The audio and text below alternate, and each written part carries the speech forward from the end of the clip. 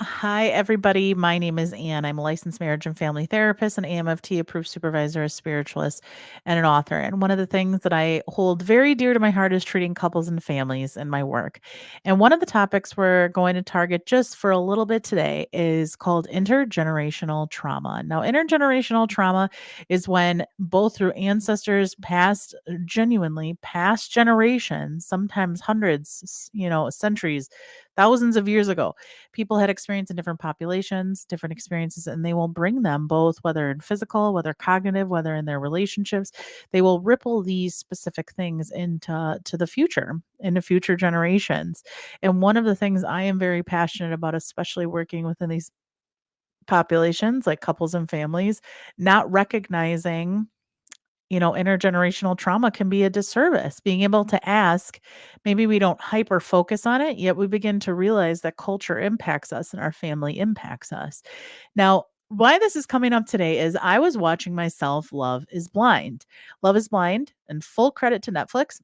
It is a series that talks about, you go in, you don't see anybody, and you're having these conversations through these pods, and they build relationships. And it's saying, is love enough, right? Based on physicality.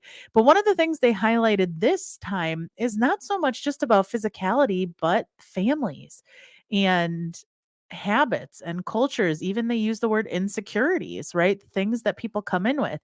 As far as like love being enough, what we're finding is it's not really about the physical attributes as much as it's about all the other things.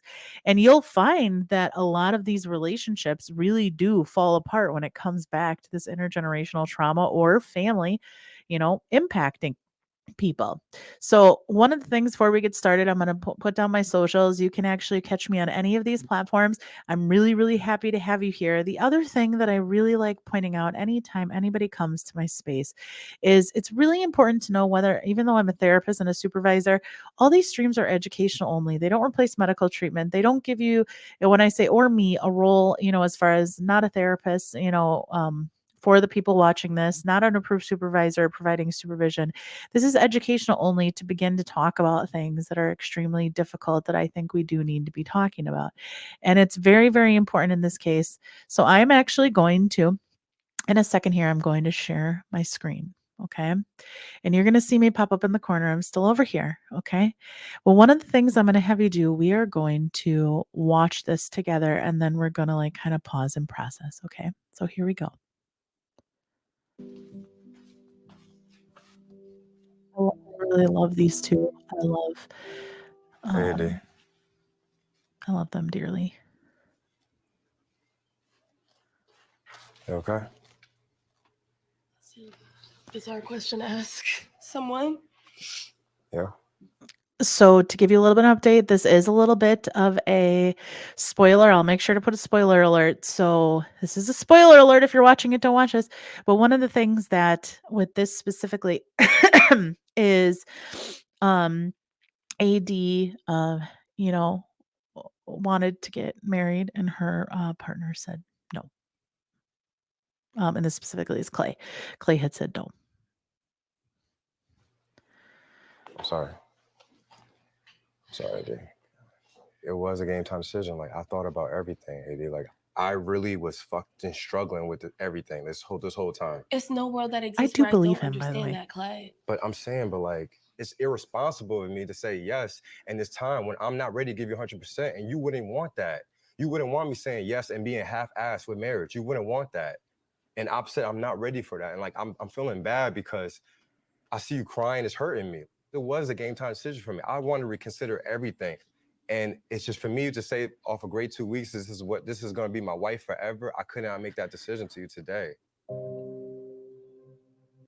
So that was a really hard thing, right? And I think this does come up with individuals with like commitment in relationships when they have seen like their family go through a lot, or people that are in their family, or people that are involved with them like mentors, and they see difficult things that I'm not going to spoil or display everything that happened for Clay or even speak to it because he speaks to it in here.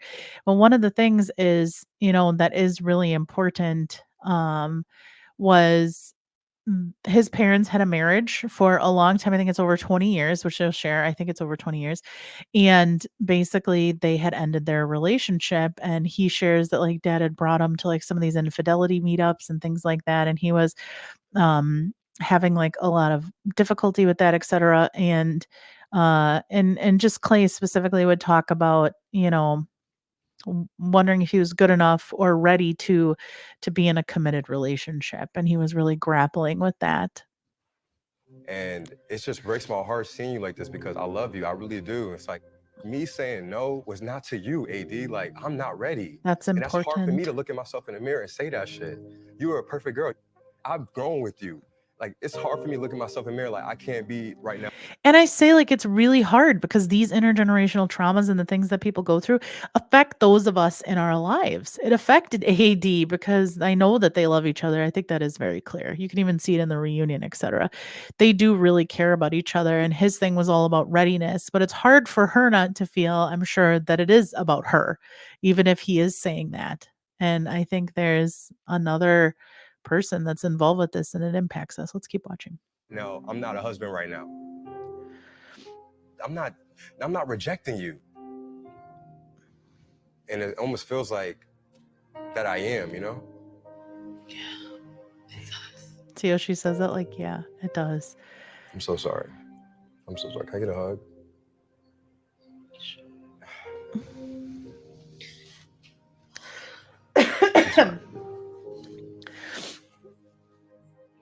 It's also hard to be the person like supporting somebody else when you're really hurting. Totally true.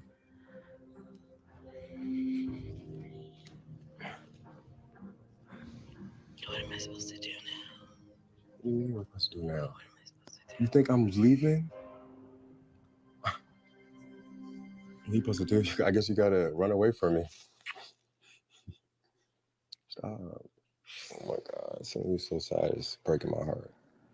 That was just. I love you, Clay, but you want It was you. a lot. I mean, like, come on. But maybe I'm telling you, like, Yeah, I'm gonna she's put the sad. work in. I'm gonna go to therapy, all that stuff. I And told you. that's what I right was there, like, so he said, like, I'm gonna go to therapy and like work on it. And I get really emotional because I think of like Clay, and he does come back in the reunion and he does the work. And that's the hardest thing about intergenerational trauma, and especially for men's health. And I do say that it's not to discredit that women don't. Obviously, I'm a woman, I've gone through things too.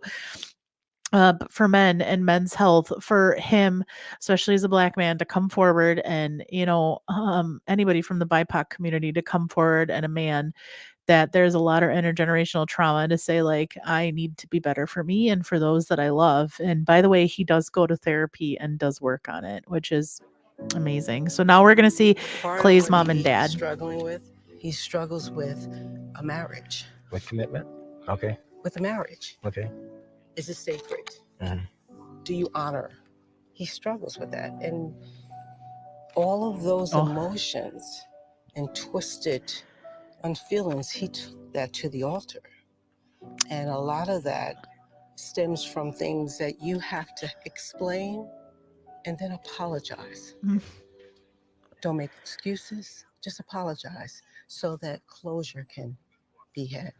But I love the Clay's mom. marriage thing, the commitment, he struggles with that. He's like, I know you stayed, Mom, but there's things that I saw that I should not have saw or been in a position, and kids, when they grow up and they see things, it's like, is marriage People for real? impact people. Or is marriage something that you get into and you lie and you deceive?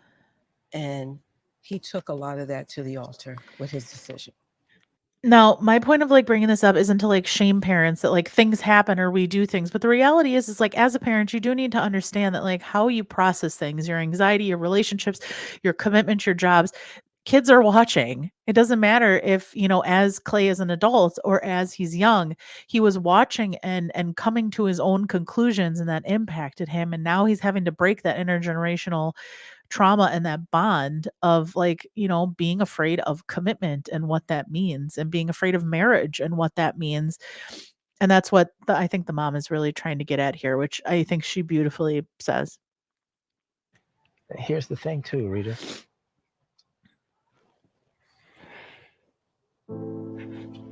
Oh.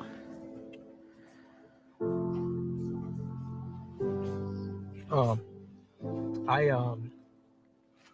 I didn't necessarily have the best role models in my life. I know.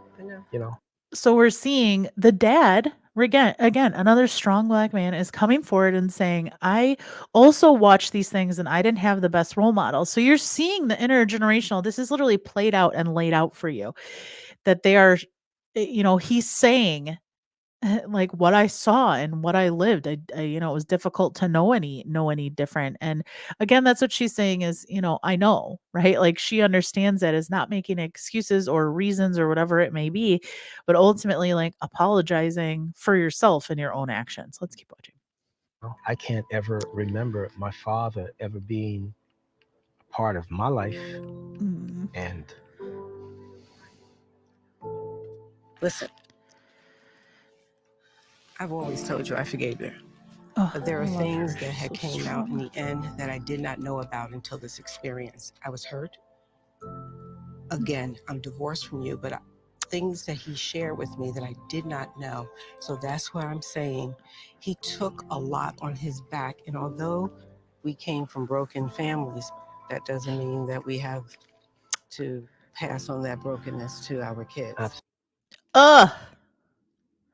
If you didn't feel that, like her saying that, like, we don't have to pass that brokenness to our kids, even if we experience that. And that's the hardest thing, I think, for our generations that are coming up, whether it's Gen X, millennials, Gen Z, even the generations after, that we're the generations that are going to be breaking deeply these intergenerational bonds. But even like the strength, the mom leaving, or, them divorcing or whatever it may be, or, whatever it is, like, sometimes people breaking intergenerational bonds and traumas, like, do take generations even to, like, get it to a point where people aren't just surviving, but they're living or thriving.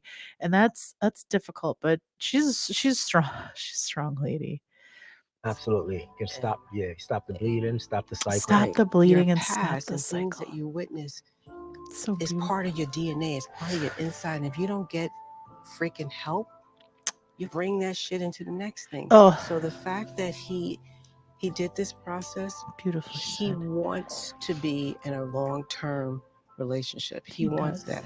Tell me somebody like you. Huh? I met you, tell me meet somebody like his mom. Yeah, but you met me, but you wasn't good to me. Okay? So Oh, Clay's mom. If you want somebody that I want on my podcast, it's Clay's mom. I absolutely love her. I think she is strength. I think that the way that she describes things, I think the support she is, even when AD walked off the altar, she gave her a hug. Like, she is a classy woman.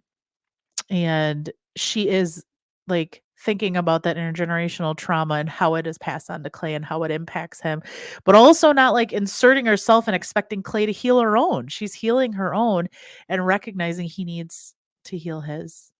But even that statement, like, you weren't good to me. So you had me and you weren't good to me. we won't talk about that anymore. Oh, boundaries. We won't talk about that anymore.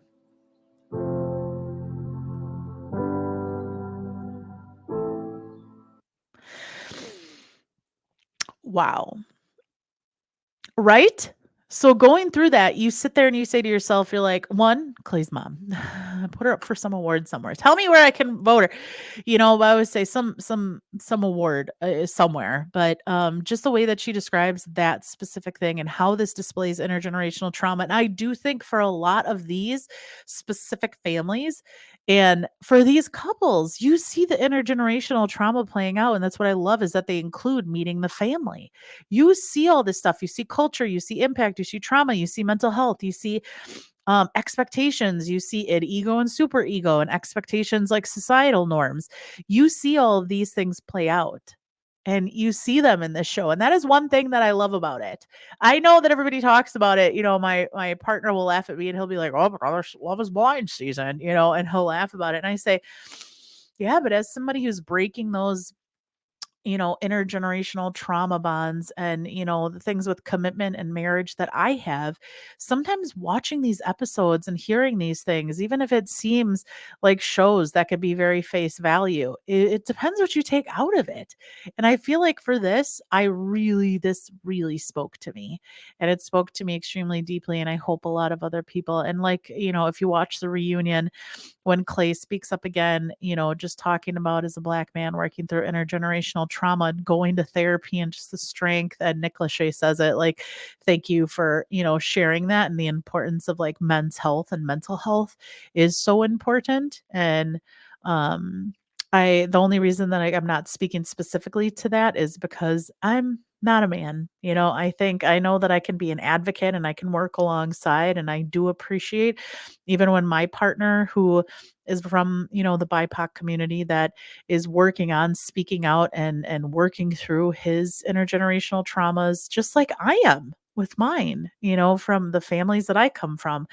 It's about supporting each other through that. It's not that we won't have those things or come into it perfect or a perfect bloom flower. Like, we are still evolving and evolving alongside each other. So if there's any, I feel, takeaway for me, at this point, is really just discussing and being able to talk about our traumas and have a safe place to do that.